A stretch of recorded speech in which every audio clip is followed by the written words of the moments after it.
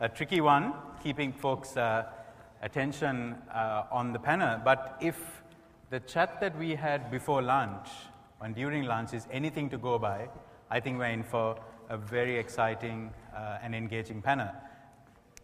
By this very topic, I think draws up a lot of different sentiments from different quarters, no less from the hotel sector. Just to pull out a few quotes from news stories over the last 3 to 4 years around this topic, a simple Google search around informal sector and Sri Lanka. 48% of room nights nabbed by the informal sector. Informal sector is one of the biggest problems in the Sri Lankan hospitality sector today. Tourism experts divided over attempts to regulate the informal sector. Tourism authorities tighten grip on informal sector. Talks to tax thriving informal tourism sector. I think it's clear that this is an issue that needs to be managed. It's an issue that is facing Sri Lanka's tourism industry at this point in time, but it's facing many other tourism industries around the world, have been at different times and some even today. And I'm hoping that particularly our friends from overseas can share their views on that. To kick things off, what I've asked the panelists to do is take a couple of minutes very briefly to tell us where they stand on this issue. The theme is the informal sector killing the vibe? What is this vibe? For whom is this vibe? Where is this vibe? But also the informal sector and where they stand on this issue. So I'm going to go in this direction, asking Sohalia, Ritwik, Angeline, and then Mudassir to give their views very briefly on where they stand on this issue, make some opening remarks. Sure. Sohalia. I think the informal sector has a large corpus globally and also, of course, in Sri Lanka. But what we really need to take a step back and be aware of is what is driving the sector from a tourism perspective. What is driving the visitors to come to Sri Lanka and stay in the informal sector? Is it price driven? Is it the aspect that the end user gets a more interactive cultural experience in the informal sector vis-a-vis the formal hotel sector? I think given the corpus, almost 50% of visitors staying in the informal sector, I think it is not going to really kill the vibe. I think that's something that perhaps might need to be encouraged because it is 50% of tourism guest nights in the country. Perhaps one aspect is how to include it within the larger system and how to grow it so as it doesn't cannibalize. I think, yeah. Okay, great. Ritwik, for your views. Yeah, so I think if I look at it from, and that's probably half the work that we do, which is to look at it from a consumer's lens or from the new consumer's lens. I think the more and more understanding that we're getting of the millennial and actually the generation after that, which is the Generation Z, I think we're seeing that more and more of them are really looking at a lot of experiences which are very, very different. From a consumer demand point of view, I think if there is a segment which has a specific necessity or a specific thing they're seeking out, it's very, very difficult to bottle it up. It's actually probably against the vibe of a place to actually bottle it up. If I were to draw a little bit of a parallel from a allied industry, which is actually in the larger tourism, a component of the larger tourism side, you look at various parts of the world where the informal transportation side, you really look at companies like Uber and Lyft across the world actually, have come and really taken the vibe of a place higher, if we were to really use the term of the topic today. Now, what sort of low-touch regulations should there be, or should there be no regulation, or should there be a full spectrum of regulation, or should there be taxation or no taxation is broadly the two lenses that you have to look at it from a government and from a tourism point of view. If you look at it from a hotelier point of view, I think the way to look at it is that this is a big demand segment. We have to figure out what really can we do to leverage this demand segment and what really can we do to ensure that we get a pie of this demand segment. Having said all that, I think the good news is that the pie itself is very big and is growing. So I think every segment has its own attraction and every segment has its role to play in the vibe itself. Angeline. particularly from a Sri Lankan perspective. Yeah, so being the only Sri Lankan on the panel, apart from the panelists, I'd present the, the hotelier hat I'm going to wear right now. In Sri Lanka, since the war ended about 10 years ago, there's been significant investments both from international brands as well as local, players have put in a lot of money investment into hotels. Tourist arrivals were about 400 plus at the end of the war. It's around 2 point something right now and growing.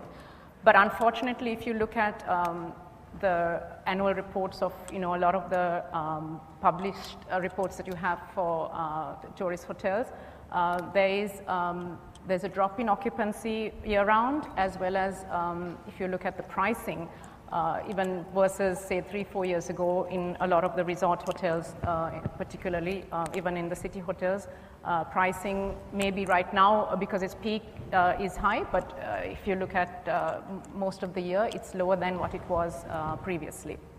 So if you look at some of the global brands that have come into the city and outside, some of them are looking at exiting. They've shown signs of distress because of the numbers haven't lived up to what they expected. We've seen some reverse migration in terms of staff that have come from the Middle East and Maldives, who are hoping to work here. Some of them have already gone back. So if you look at the reasons for this, definitely one of the key reasons is that we haven't had an organized global campaign for Sri Lanka. So that's a huge, that's a huge void that we have. So the country is not being promoted, globally with a proper destination management. So what we have is an informal sector driven demand that's coming in because we are on every Lonely Planet, every blogger's paradise, top on every list. So we are attracting a lot of a different segment of the market. But so as a result, what has happened is over 50% of the tourists that come in are staying in informal sector villas, apartments that are residential. Little places that are not, the way we describe from a hotelier point of view, the way we describe informal are people who don't pay any of the VAT, NBT, ESC, these are all taxes we pay, TDL, income tax, liquor licenses, which are huge for formal hotels. And this short-term rentals and this informal has been growing exponentially at the expense of the formal sector, and a lot of new players have taken advantage of the fact that there is absolutely no disruption, there's no legislation in this segment. So if you look at everywhere around the world, I think Sri Lanka is probably the only country that we've seen that doesn't have any form of regulation for the informal sector or for the disruption that has been caused by technology. So people, all the, if you look at the neighborhood countries, everyone is, having some sort of, legislation. So I really think that the Sri Lankan government has to look at, what's happening around and formally, using best practices, regulate the sector. So we'll pick up on some of the themes that all of you, and particularly Angeline, just raised. But Mudassir, for your opening shot. So much which has been said about the informal sector. I think we all see the informal sector, especially in the developing world, and it's massive. Generally, the informal sector across economies worldwide is valued at more than $10 trillion, which effectively makes it the second largest economy in the world after the United States. So, it's not a minor, I wouldn't say an issue, it's about how do you regulate it, how do you, and worldwide, every country is in a different phases, and there's no one solution for it. But it also generates a lot of vibe. I mean, it gives rise to a lot of entrepreneurs, or a lot of different ideas, and which, when promoted, attract people like us. About Sri Lanka, there's so much which is said and heard about it, and that attracts us to Sri Lanka. I mean, generally, I'd say the country has gone through a tough period with the political turmoil, and the way it has come, the resilience it has shown, and you have the natural beauty, the people are magnificent. There is so much vibe around Sri Lanka. I don't think so. Something as something like an informal economy would kill it. You have to nurture it. You have to see what are the boundaries within which it could operate. And there is, specifically, I think this country has so much potential that there is something for everyone in it. So there's something for everyone, and the informal sector adds to the vibe. Ritwik and Sohalia say, they also along those lines kind of shape and part of that vibe. Angeline definitely feeling that it's killing the vibe and painted a concerning picture. What we are going to do is in the next segment touch particularly two buckets. One is the aspect of inclusion, and the other is on regulation and what that means. So I want to get perspectives from Ritwik, from Angeline, and from Mudassir on this idea of inclusion, right? So for the tourism industry to really touch more people of a country, and particularly in Sri Lanka, especially when other sectors haven't been as fast growing as tourism has, what is the role that this informal sector, however you define it, by the way, I know there are some differences of definition here, add to or take away from this idea of making tourism work for everyone? Everyone does include this micro entrepreneurs in tourism. It also includes the big hotels that have made tourism investment. So Ritwik, you first. No, so absolutely. So at the very beginning, I think the good news is that the Sri Lankan tourism is going to take a leap in the coming years. I think in terms of sheer incoming arrivals, I think the targets are lofty and they are big. And I'm sure there'll be a lot of work done to, like Angeline was saying, a lot of marketing needs to be done, will be done to get to that. I think whenever you have to target a large growth in any one particular aspect, like tourism in Sri Lanka, you will have to say that, look, there is no one formula which fits all segments. There are enough, if you really, and again, I go back to this, I was recently at a focus group discussion of young millennials, pretty much 23, 24-year-olds, which are actually not even now millennials, they're now called Generation Z. And the way they are looking at their experiences, the way what they want out of their 3-day or a 7-day holiday is very, very different. The way they search it, what they want out of it, and what they will get out of it is very different. Now we'll have to figure out as tourism players, how do we give that experience? Is it possible for the hotel industry also to partake in that demand? Some part of the demand you could let go. But ultimately, this is a segment which will include more and more experiences for consumers, which will ultimately add to the attraction of the destination. Angeline, do you disagree with that? I think already from a tourism point of view, the informal sector is very included. I mean, they're actually running the game right now.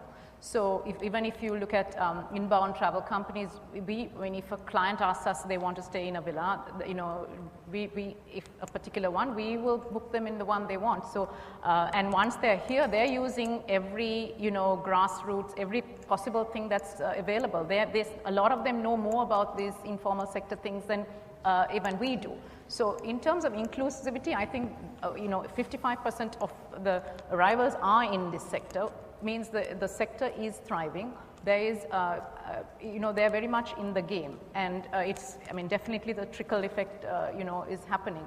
But what we need to look at whether is this, as much as we need, the millennials have a different pattern of, spending and staying in places. There has to be, is it 80-20, 60-40? We need to also have the correct balance of tourists. And I think that's what, as a formal for the tourism boards, the government needs to look at. There is a tourism plan, there's a formal 5-year tourism plan. We need to revisit that and make sure that we are on track and that one segment doesn't necessarily take over the other, so that we have, a whole bunch of backpackers coming in Colombo and staying in all the informal, and that the hotel rooms are empty and or selling way below what they were built for. Well, that's it. I'll come to you in a second. Look, if you want. Yeah, actually, yeah. So, I have a very pertinent example in this. Back in India, I think Goa is one of our #1 leisure markets in India. Actually, the #1 leisure city. And one specific example of not including a particular segment, while it's in the transport space, Goa has this unique distinction that it has kept out the informal transport space. There is no Uber, there is no Ola, which is India's answer to Uber in that city. And that is now, after the last 2 or 3 years, because there is a lot of different kind of regulation or different kind of protectionism, is now hurting the city, and it is hurting every player in the tourism of that city. So while, so hence, I mean, I think overtly regulating something which is there a lot of demand for will ultimately hurt all players of the ecosystem. So we're going to come to that regulation question, a very important one. Mudassir, on the question of inclusion, but also if you can speak to some of the issues Angeline raised around this getting a better balance, you know, curating the kind of tourists, the numbers we want, segments and so on. You had some thoughts you shared over lunch as well, if you can speak to some of that. See, I think it's a process of evolution. If you looked at Sri Lanka 10 years back, you'd have different problems. Right now, you have better problems than what there were 10 years back in the sense that, and it is evolving, and I think clearly, I mean, there are people who are concerned about certain issues, but I think if you look at the larger picture, the informal sector is positively contributing to the growth of tourism, to the brand of Sri Lanka. And again, I am an outsider. I don't claim to know much about Sri Lanka, but it seems that obviously, like everything else, things need to improve, things need to get better, they need to be refined, and hopefully things will be done in the better way. But I think you also, at this stage, you don't need to kill the vibe by saying that, okay, there's nothing, everything is good. You know, if you take, like we were discussing over lunch, we were quoting Singapore or we were quoting London.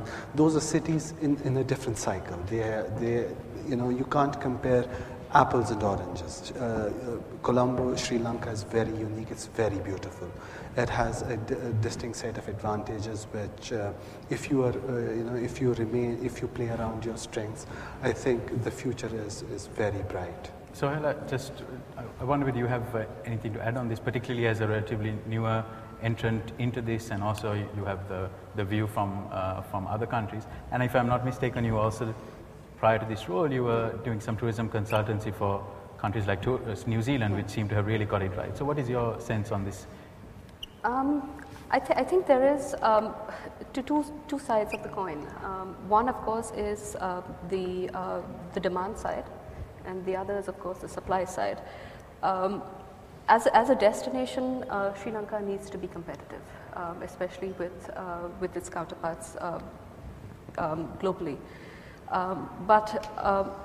Given Sri Lanka and its authenticity in culture and biodiversity, we need to make sure that that is not lost and the end consumer gets what they want, which is what they're trying to get by staying in the informal sector. And I think it's very important that we don't try and over-regularize that kind of experience. There is a difference between staying in a hotel versus staying in an informal setup. The hotels provide a more commercialized, standardized kind of product, and the informal sector gives you an in-depth experience culturally with the local food, with the people. So I think we need to make sure, understand the consumer, and then perhaps from then move forward in terms of marketing, in terms of how much are you going to spend in terms of your product, where are you going to position it, so that you don't over-cannibalize. I think that's something that we need to sort of... So, Angeline, this point about there is space for all, and there is this dichotomy in terms of what the traveler is wanting from the demand side, you know, the hotel experience versus the other. Is that dichotomy a big part of this? Do you agree that it's a big part of this? But I also want to provoke a little bit by quoting something that tourism veteran Srila Mittapala wrote a few years ago. So indulge him because I think it'll provoke something out of this. So what has happened, and this was an article about the informal sector, right? Quote, so what has happened to the conventional hotel segment? They have for too long rested on their laurels, enjoying the post-war growth in terms of numbers and revenues, no careful redesign of product and service offering to add value and greater experience, which seems to be what the market is demanding. And it speaks to something that Sohalia also just mentioned. Arguably, this was from 2013, but is this still the case? Is it this argument that the formal sector or the hotel sector is not offering what a certain segment of tourists that Sri Lanka is attracting want, and therefore, you should be happy to have them exist side by side? What is your view on that? I mean, I think that what's happening right now, this exponential growth of the informal sector is not really looking at, they're looking at the loopholes that are there, to create a property without going through all the, firstly to build a hotel, there's a whole bunch of, stuff that you need to go through that takes a whole lot of time. So a lot of it is not really the informal, the homestay that you think about. It's entrants that are using the lack of legislation to build properties that are, that they can get away with. Sort of a lot of the villas in Galle and Mirissa are owned, by foreigners. The revenues are not even booked in Sri Lanka. You have to actually make a payment outside. So I think from the official tourism Sri Lanka standpoint, there's a huge loss of revenue that is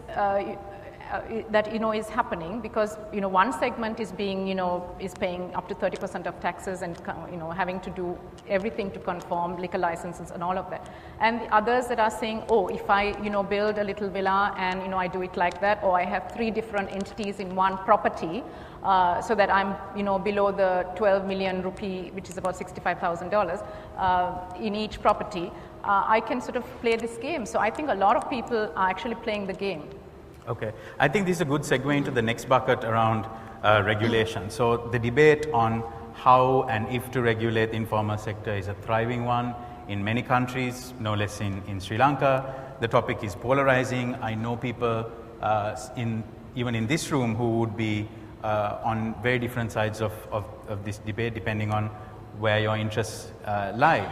So can you, I'd like to see if there's any convergence in the panel around this question of how, if and how you regulate the informal sector. What is that calibration you need in a way that balances the interests of all players, if that's even possible. So I know lots of ifs, lots of angles to come at this from, but I'd like to throw it to Ritwik, to Mudassir, Sohalia, and to Angeline. Spend a little bit of time before we go to the audience on this big regulation question.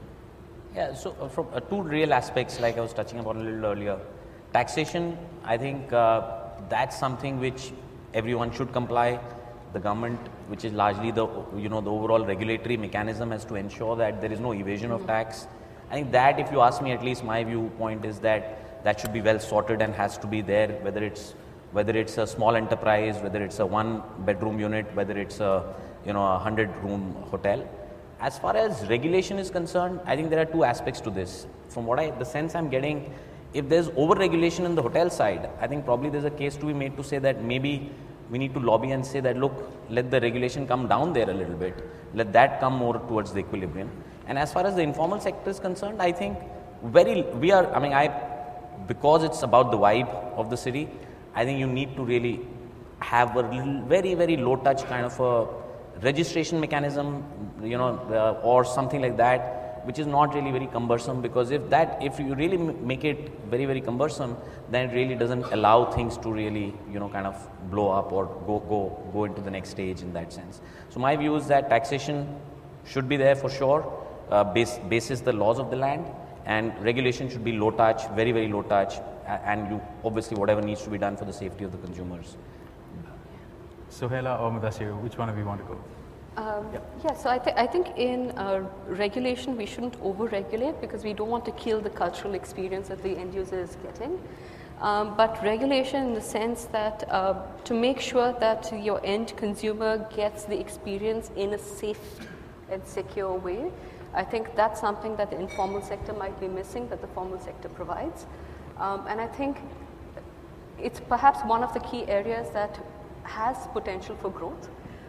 So to regulate it so that, and of course market it, that it is a tier in the accommodation market that is available, that Sri Lanka is growing, and of course market it overseas to grow that tourism number over in Sri Lanka. I think in a few years you're trying to hit the 5 million mark, and I think it's very important to understand that in order to hit that 5 million mark, you need to have the corpus of inventory available to house these people.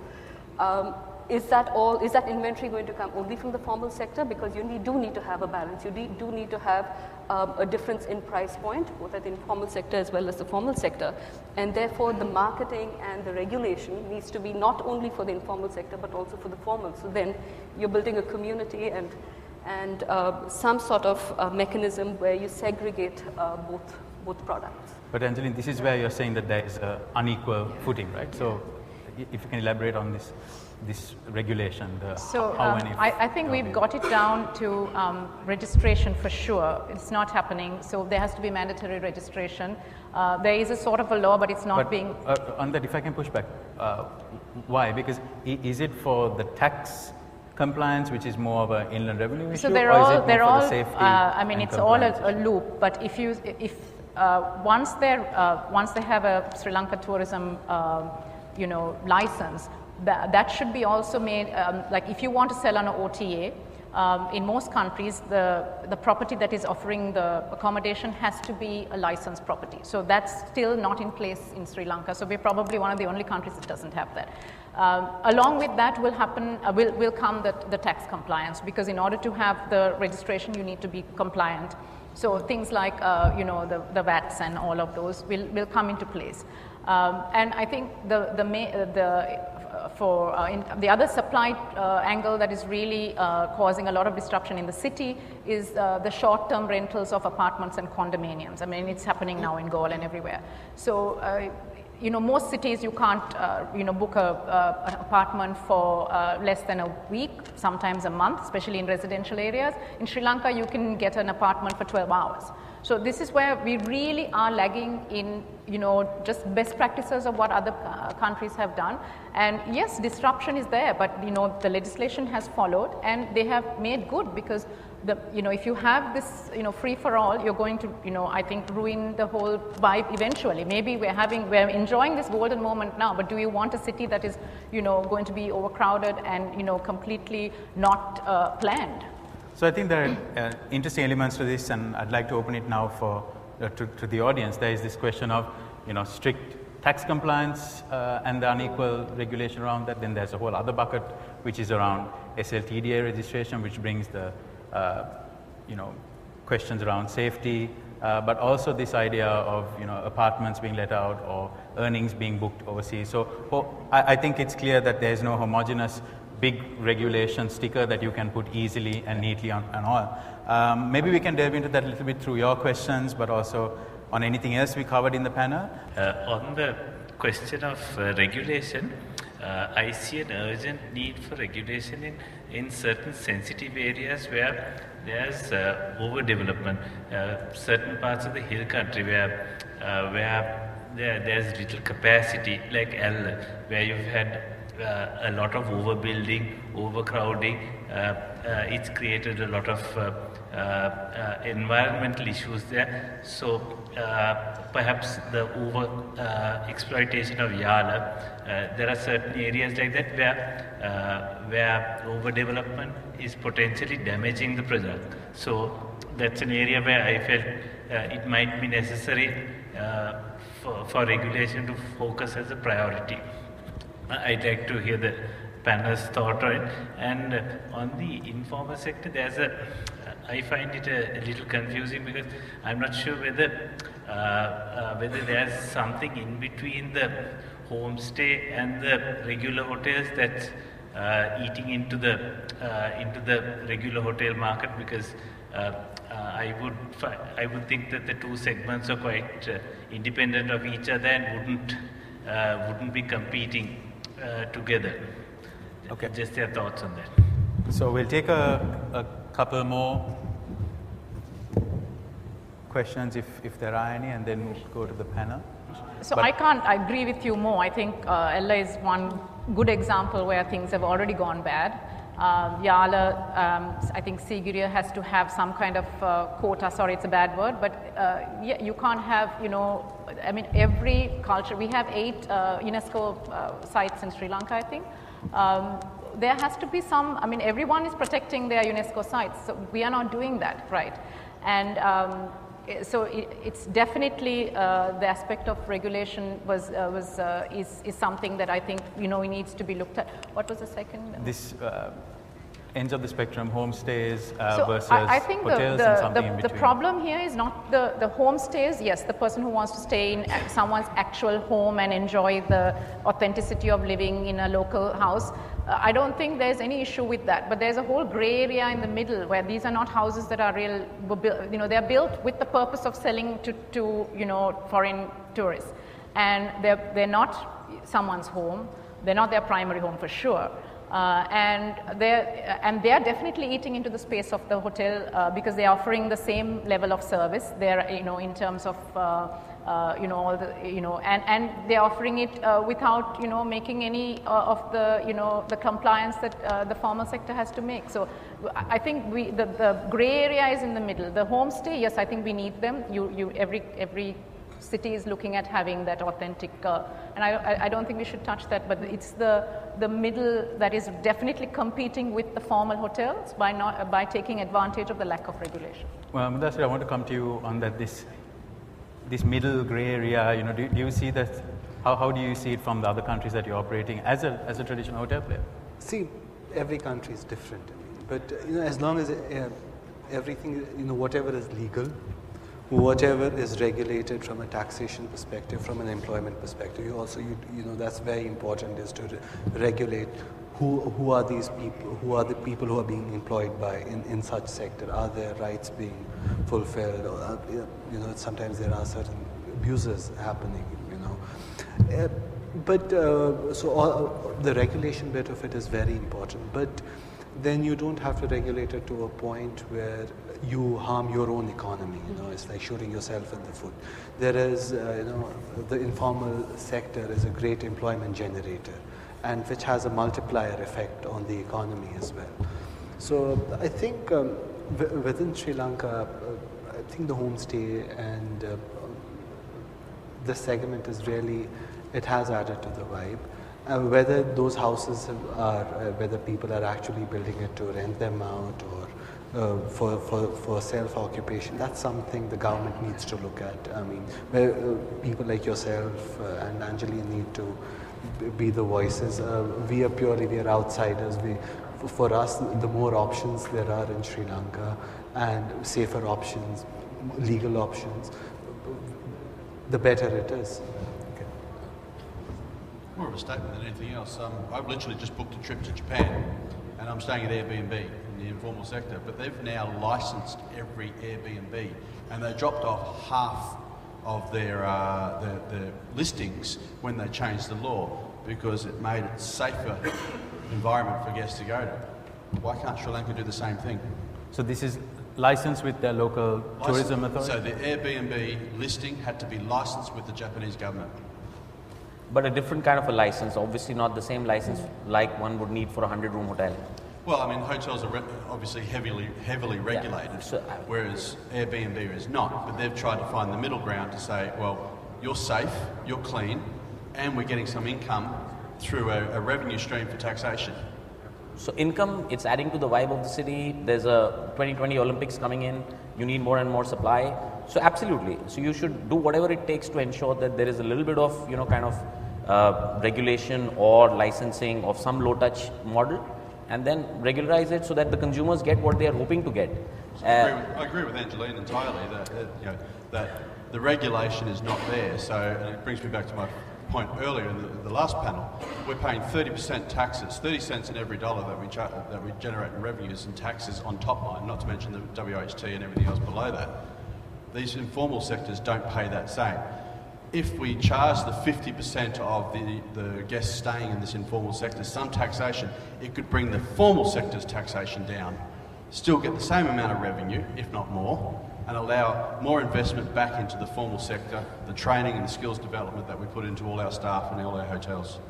So the next time we go to the finance minister, because we've been lobbying very hard, Iran is also there at the back, I think I shall take you, because definitely we're looking at Japan as one of the countries that have successfully, they actually shut down Airbnb for a month in order to do that. It's a terrible, I mean, I know people who had booked to go and said, my Airbnb is not there because they've changed, they're regulating. I mean, I think it has to be done. That's the only way. It's not just about competition. It's about safety. It's about revenue that they're losing. Because if the country can get, I mean, you don't have to regulate them in the same level of a hotel, but some sort of a city tax, occupancy tax. I mean, we've looked at a variety of names. I think San Francisco calls it occupancy tax, residency tax, whatever. Some commercial, if you're doing, it's a commercial venture. It's not your home. You're making money out of it. There has to be some level of taxation. Okay, so a question I want to pick up on that, because I think that for some of you, this idea of the informal sector is very clear, right? It's those who simply don't pay tax, like the basic rules for running a legal entity. Whereas for others, it's both, it's the tax, but it's also other regulations that are imposed by, let's say, the tourism authority. In Sri Lanka, sometimes in government, that stretches all the way to even cover OTAs. So this informal sector is a catch-all phrase for anything that the government sometimes doesn't understand. And there has been mentions in the past by policymakers around regulating OTAs.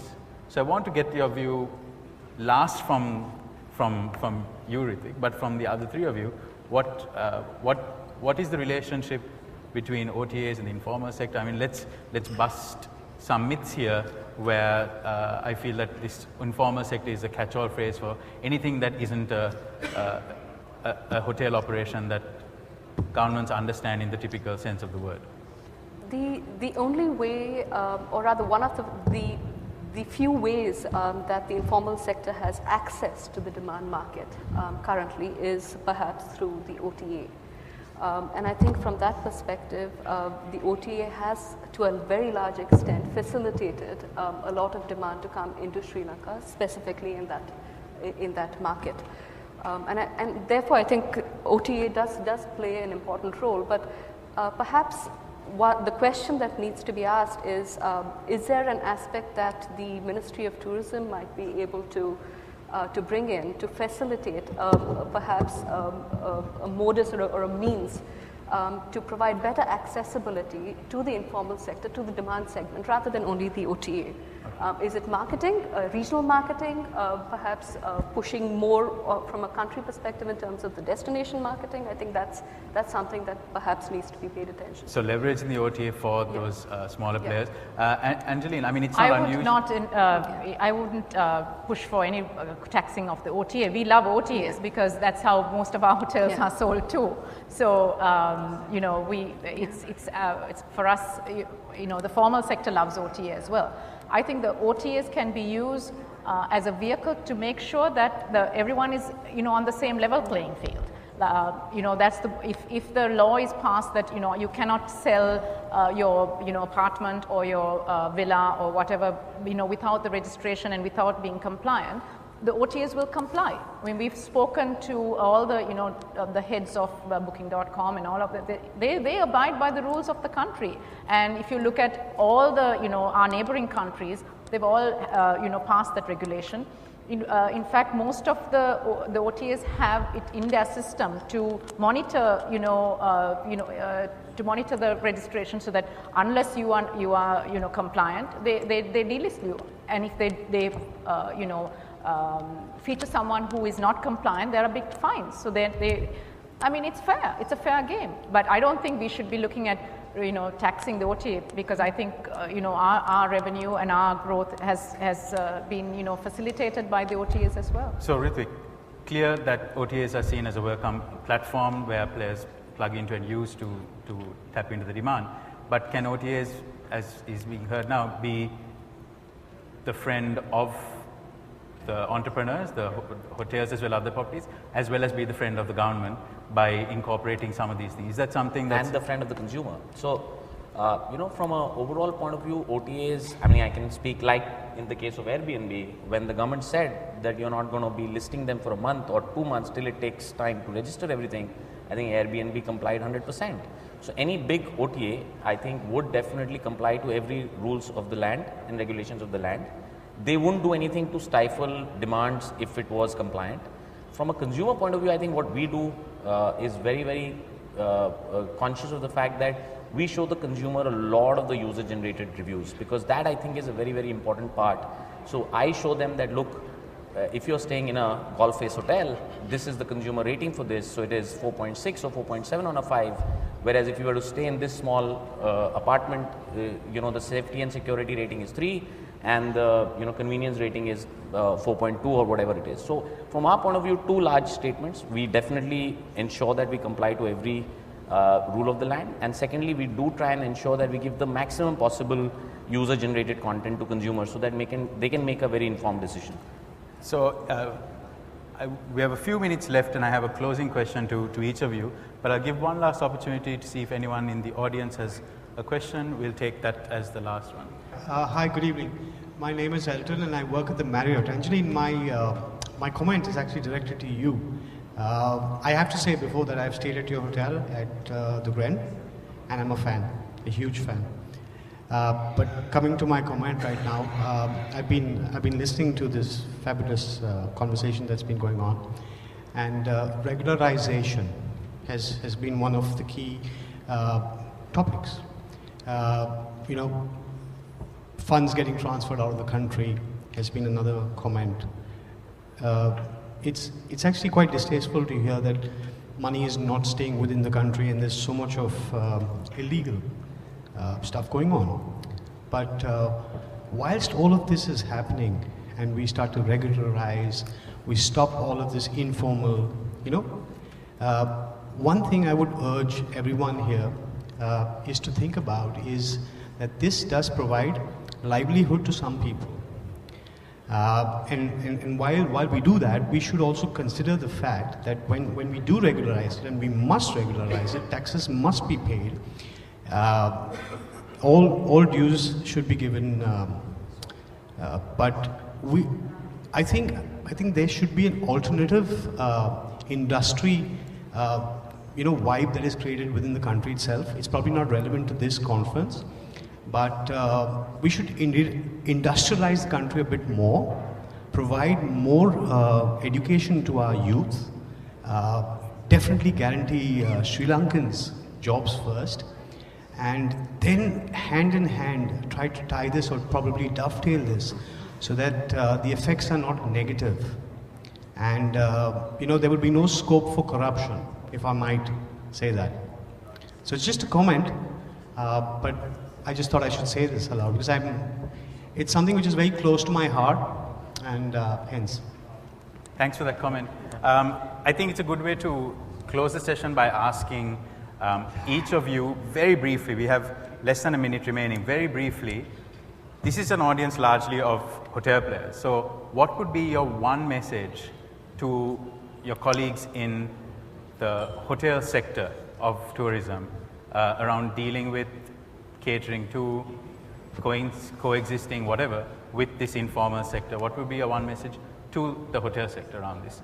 I'll start with Ritwik and Mudassir, Sohalia and Angeline. So the one message is that there's a huge demand segment which is looking for experiences, which is looking for group experiences. I think there's enough a good hotel can do to imbibe that, to ensure that it provides vibe to the consumers, and I think one should look at rethinking some of the rules of the game. Okay, Mudassir. I think a lot of people want to come to Sri Lanka. There's a lot of vibe which is around the country.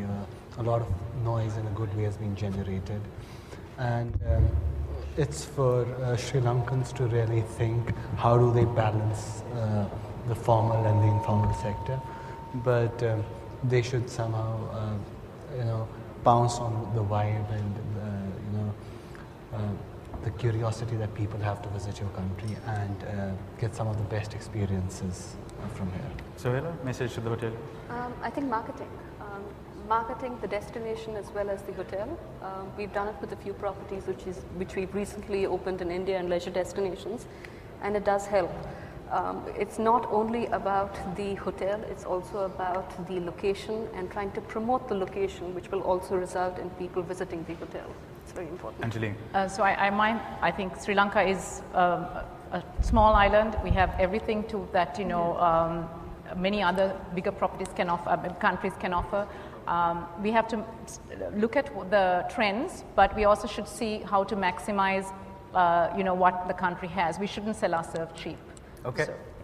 Thank you to my panelists and to the audience who engaged. I think there are some big themes emerging, lots more time needed to delve into in detail, but I think particularly around this question of regulation, we have to unpack this a bit. Particularly in Sri Lanka and often from a policy perspective, I think it's bucketed too much together. The tax compliance question should be separate and should be unquestioned. The question around tourism registration and what that means around TDL or standards should be different, and regulation to manage overusage, capacity issues should also be considered. I don't think this can all be bucketed together and then throw it at this informal sector.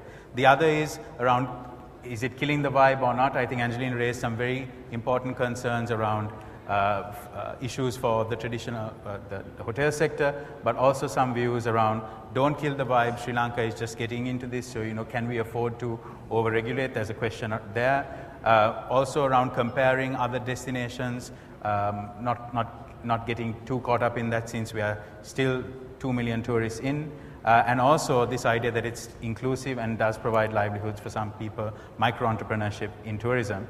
And also in the closing thought around what hotels needing to really recognize that there is a segment that's going to this sector, and you know, what better way to manage than to, you know, join in. If you can't beat them, join them kind of story. So thank you very much to all of you, and have a good evening and the rest of it.